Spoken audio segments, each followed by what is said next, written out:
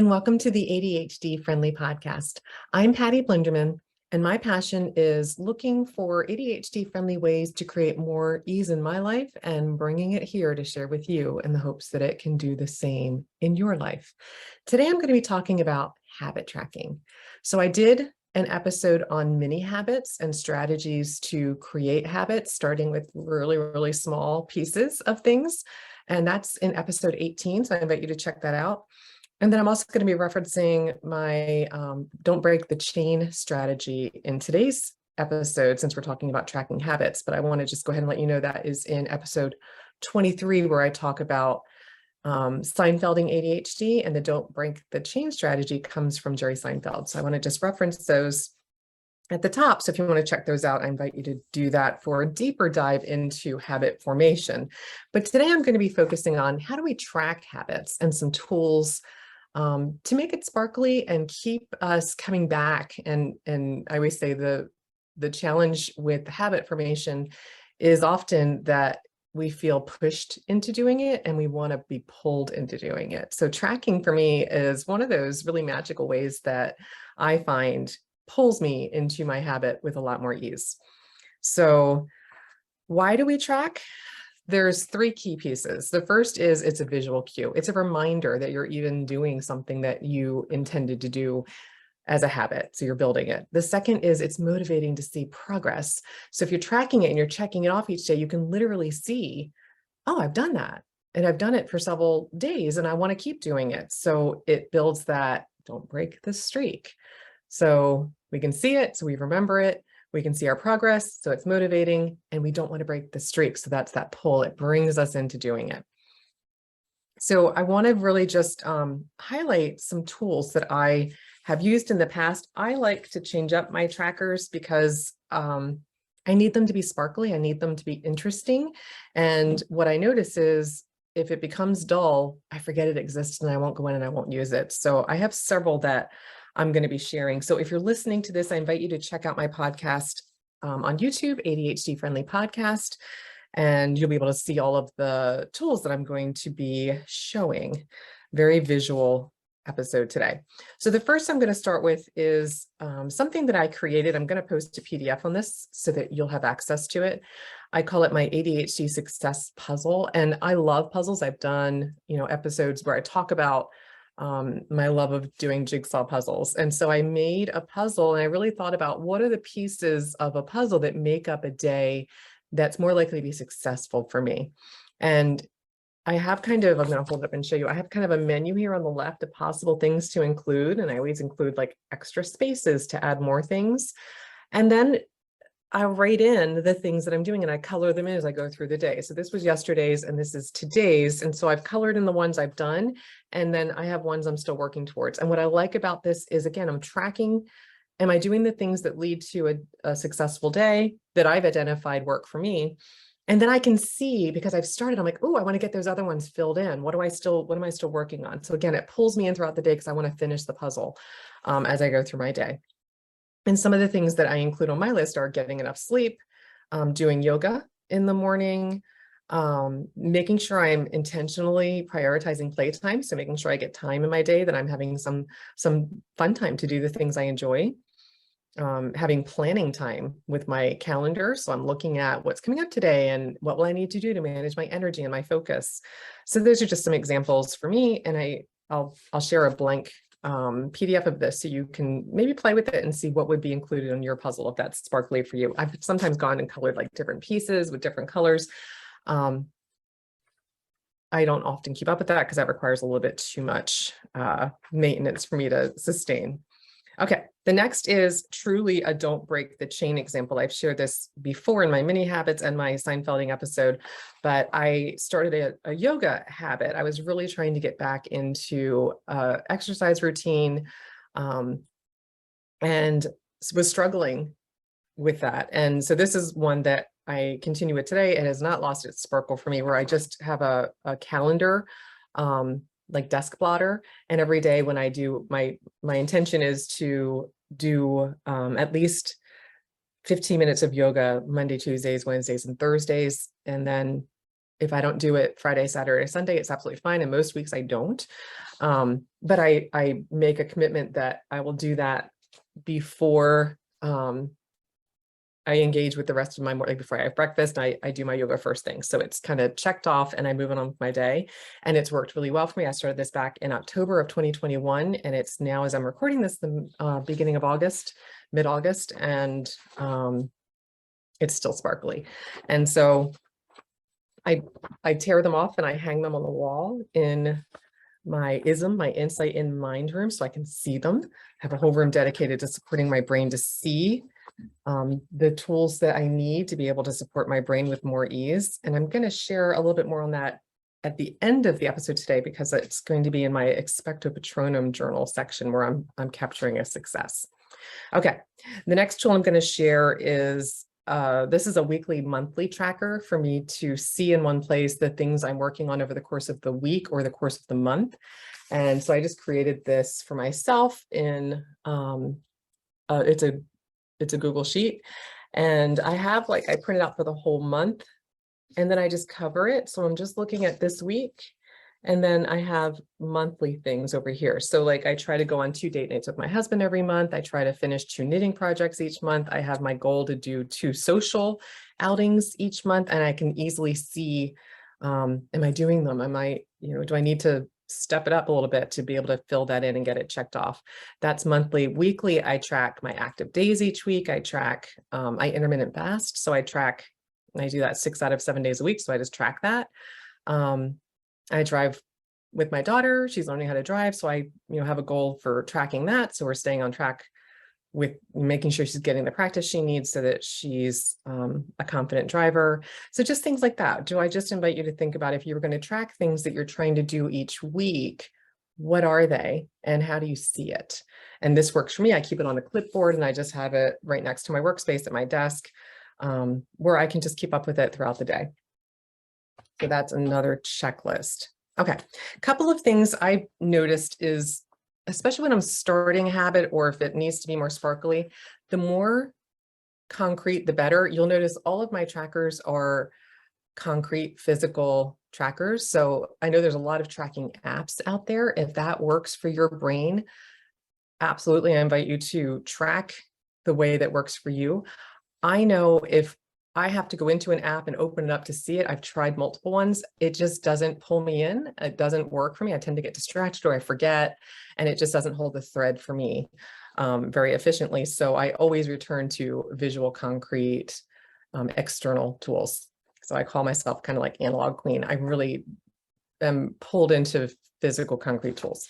So back in 2020, I ran the Disney half marathon, and not really a runner. I kind of, made that the ultimate reward. If I train and I get to the point that I'm running the half marathon, I get to go to Disney World. And so that was my kind of big sparkly reward. And to keep up with it, I printed out a picture, I'm going to hold this up, of what the medal was that would be awarded to half marathon participants. So it was literally just a printout that I cut out and I hung on my dry erase board. And I used Post-it flags. This was towards the end of my training where I could literally see the end. These used to go all the way around my medal. And each day that I did my run, I, kind of counted down, or I had my seventh to the last run, my 6th to the last run, where it told me the miles and I could pull them off. And what I loved was, as I removed them, the medal became more and more visible to me. So it was very visually satisfying to see my progress because I had so few left. So it's kind of the opposite of my yoga tracker where I want to see more and more and more. This one was, I want to see less and less and less until I got to down to my last run before the half marathon. And I did it, and I ran the half marathon. I checked the box, and it felt really satisfying to get that medal in real life, which is actually hanging behind me. It's one of the things that I'm really proud of having accomplished. After I ran that half marathon, a lot of these tools are, again, around exercise, because it's always something I struggle with consistently keeping in place for myself. So I noticed was after the half marathon, I live in Chicago, I came back, the marathon was in January, and that was it. I didn't run again. Oh my gosh. I think I ran twice that whole next year. I was very all or nothing around it. I didn't have anything that I was training for, and it just lost its sparkle. So when I was trying to build up another habit, I used a domino habit where, research shows it takes about 66 days to form a new habit. And so I thought, well, I'll just take, I counted out 66 dominoes, and I thought every day I'll stack a domino. I'll stand it up that I do my workout. And I just, again, I'm holding up pictures of what it looked like. And then as it grew, I could literally see the line of dominoes stacking up. The problem was I knocked it over at one point in it, and it just got in my way to stack them back up, but it was very sparkly to see them. It worked for a bit. I use pocket charts a lot. So this was a pocket chart tracker I was doing for exercise. This didn't end up working for me, but I share it in case it's something that works for you. Again, it's very concrete and tactile, where I would put up the number of minutes and the activity that I did and just tracked it that way. I thought that was really sparkly and it would work for me. It didn't end up working for me, but it was sparkly to try it. And that's for me always half the battle. What's going to pull me into doing it? What's going to remind me easily? I'm seeing it and I want to go pick up a domino and put it down in my chain. I want to cross it off with my red marker so I can see it on my desk blotter, or whatever it is. Think about what's sparkly and what might work for you. Okay, so now I'm just going to share. I have 2 updates that I'm going to be putting in my Expecto Patronum journal. So again, my Expecto Patronum journal, which I'm holding up, is my visual success journal. And I named it, my inspiration is Harry Potter, which I love, love, love. And Expecto Patronum is the oh gosh, what is the word? It's not the charm. I'm going to call it charm because I can't think of the word, that Harry does. That's a spell. Huh. Little brain gap there. It's the spell that Harry does when he has to conjure up his Patronus, which will repel Dementors. And Dementors are soul sucking, like they suck the happiness out of you. So it's literally filled with happy things that will repel anything negative in my life. I go to it whenever I'm experiencing negative emotions or feelings, because it builds me back up. It shifts my focus out of those negative ruminative thoughts into a space of open possibility and evidence that I can do things. And it just shifts my brain with more ease. So I called it my Expecto Patronum journal. Okay, there was my little segue into that. But 2 things I'm going to celebrate. First is my mini habit routine that I highlighted. So my wall in my ISM room, I'm holding up a picture. It now has so many monthly calendars that they're overlapping, and it's actually become a little cluttered. So I'm thinking I might start taking this down and find, another way to see the progress. Because this is just a little too, now it's becoming visually overwhelming, and I'm feeling like it's not working for me anymore, although in the beginning it was. But what I'm going to put in here, and it's something I want to highlight too, because remember, with tracking habits, we can see our progress. And with ADHD brain wiring, I always want to highlight the importance of capturing that progress. It's one thing to notice it in the moment. It's another thing to capture it over time. And so I write little notes on my win here. And so I have that I started this habit in October 2021. I do it 4 times a week. My initial goal was 10 minutes or more each day, Monday, Tuesday, Wednesday, Thursday. And I have not missed a Monday, Tuesday, Wednesday, or Thursday since the very beginning of October, which is kind of crazy to me. It's a thing that I would say is like a superpower for neurotypical brains. And I have found this tracking and the time that day that I picked, it was just part of my morning routine that I piggybacked on a morning routine that was already working for me. And I had time to do it. And I kept the time requirement really small. And I don't know if I said this before when I was talking about the yoga that practice that I built, but I use the videos that Adrienne does, Yoga with Adrienne. I know a lot of people have found her and really have found her videos resonate. I find them incredibly ADHD friendly. And I just want to highlight that because she's so accepting of where you are. I've tried yoga in classes before and just felt it, and I'm sure it was just my own sensitivities, but felt very judged, felt very uncomfortable. I'm not the most flexible person. So, the instructor would say, really, bend, don't bend your knees or like what, and I'm like, I can't do that. And it would just get in my way of going back. Where when I do the videos that I found under the different series that are free. Yoga with Adrienne, you can subscribe, but she offers so many of them for free. Just writing, just trying them out and listening to her. She's like, okay, so maybe you're here and maybe you're here. And maybe this isn't something that you're able to do yet or ever, but where you are is where you are. She's just very ADHD friendly in her approach and meeting you where you are and feeling very comfortable to do the practice and show up where you are and build from there. So I highlighted on here, I added one push-up at the end of my yoga practice.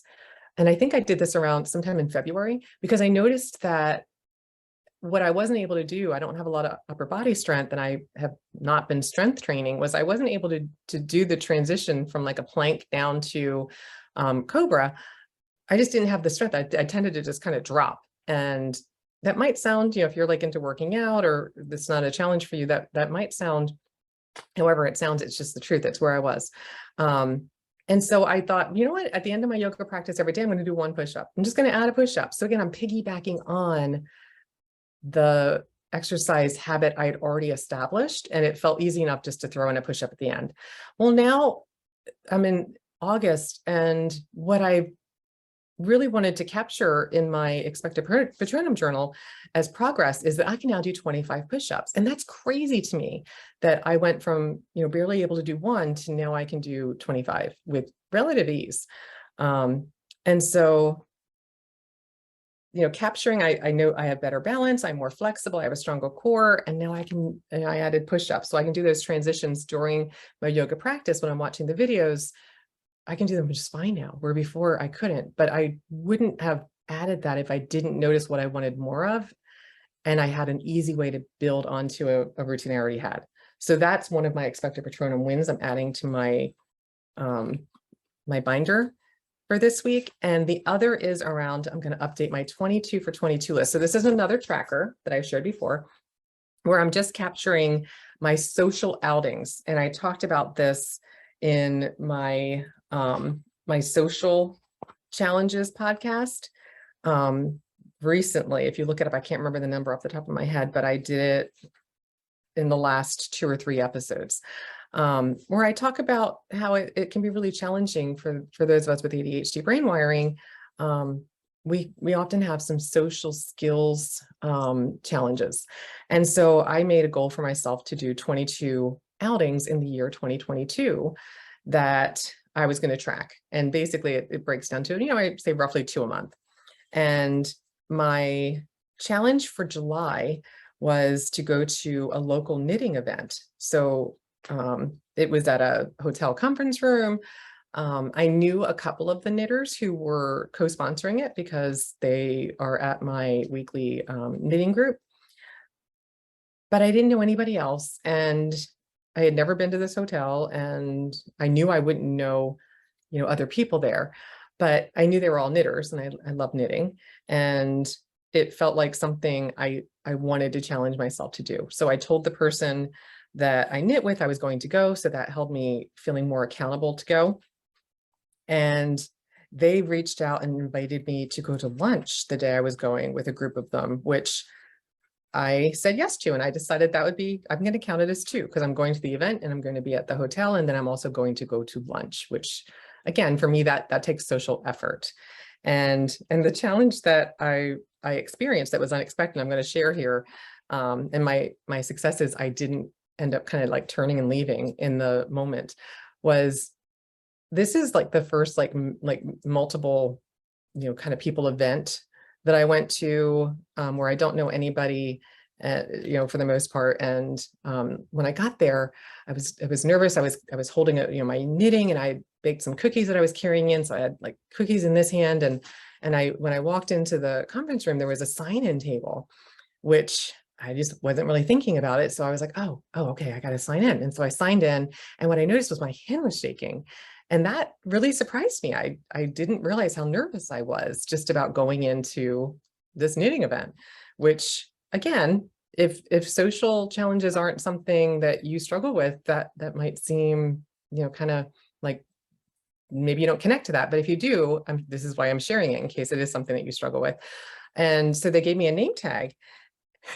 I wrote it, and my hand was shaking so much I couldn't even read my own name. And so I was like, I'm so sorry. And I kind of like ripped it up. And I was like, there's no way I'm using that. And I had to throw it away, but I was very uncomfortable because I had to ask for another name tag. And even when I wrote it a second time, it really wasn't my best handwriting and I wasn't happy with it, but I was like, all right, I'm not going to ask for another name tag. I'm just going to go with that. But I was so nervous at that point that it felt like, oh gosh, like, why is my hand shaking? Can they see my hand shaking? But I was like, no, I'm here. I've got my name tag. I'm gonna, put my cookies down. I'm gonna go sit. Well, and sat, and the lady that I knew had an opening at her table. So I asked if I could sit there. And she said, oh, Patty, you don't have a name tag. I didn't, I left it up at the table, or at least I thought I did. And she's like, I'll grab it for you, because I was getting settled as I sat down. And I'm like, literally, like, my hands are shaking fully, and I'm trying just to breathe and, get some oxygen flowing so I can just settle in. And so she went up to grab my name tag. And when I went to get my knitting out of my bag, there was my name tag. I shoved it inside my knitting bag, which I don't have any memory of doing because I was so nervous signing in that I became dysregulated and I lost all connection to my executive functions. So I just thought that was, funny, and nobody really noticed. I decided not to talk about it or highlight it. I was like, I'm just going to roll and play it off and just keep moving forward. And I did. And then I continued with my plan to go to lunch and follow through with the day. I was there for 5 or 6 hours, I think. And it was a lot of fun. So that's my win. And I am adding that to my Expecto Patronum journal as another social win. And I got to add it to my list 22 and 22 as another tracking tool. So shared a lot of ideas around tracking habits. And one more tip is just a reminder that checking things on your tracker hits the reward pathway in your brain. So it literally gives you a dopamine hit. So that's what I mean about like pulling in. The more you see it, it pulls you into doing it. So even I've had a couple of days since I've been doing my yoga habit where I woke up and I wasn't feeling great, or I had a horrible night's sleep. If I wasn't so connected to not wanting to break my streak, I would have absolutely bailed on it. I would have been, never mind, I'll do this tomorrow, or I'll pick up another time. But I'm so tied to my streak, not wanting to interrupt it, that I might give myself a shorter program to do that day, but I won't not do it. So like might like turn on just stretching instead of, a bunch of downward dogs or something. So I might modify it, but I keep moving forward. And that was something that I've been really interested to notice how powerful it is pulling me towards it. I'm like, if it's Monday, Tuesday, Wednesday, or Thursday, I don't think about it. I don't decide. I just get up and do it. So when you think about if you would like to experiment with a tracking tool, as I like to say, run an ADHD friendly experiment, what's sparkly to you? What would work for you to try and experiment with for tracking a habit? I encourage you, try one tracker. I've shared multiples. Try one, whether it's an app or a concrete external visual tracker. Pick one thing to use and pick one habit to track.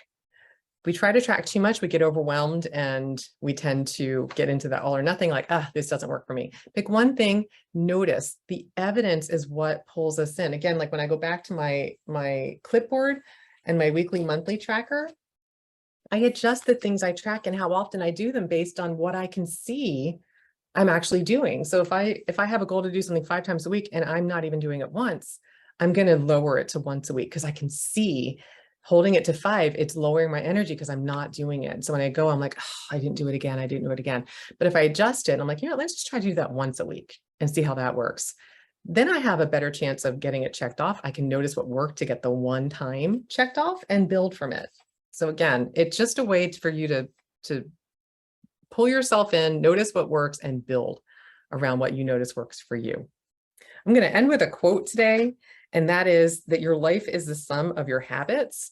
And then my second follow-up quote is from, I don't even remember what kids show it was, but when my kids were little, there was a show that they watched where one of the characters would say, practice and tomorrow you'll be better than today.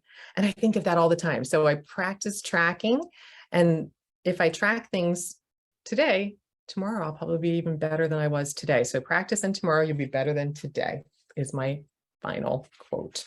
So that's all for this episode of the ADHD Friendly podcast, where I shared some tracking tools to support habit building.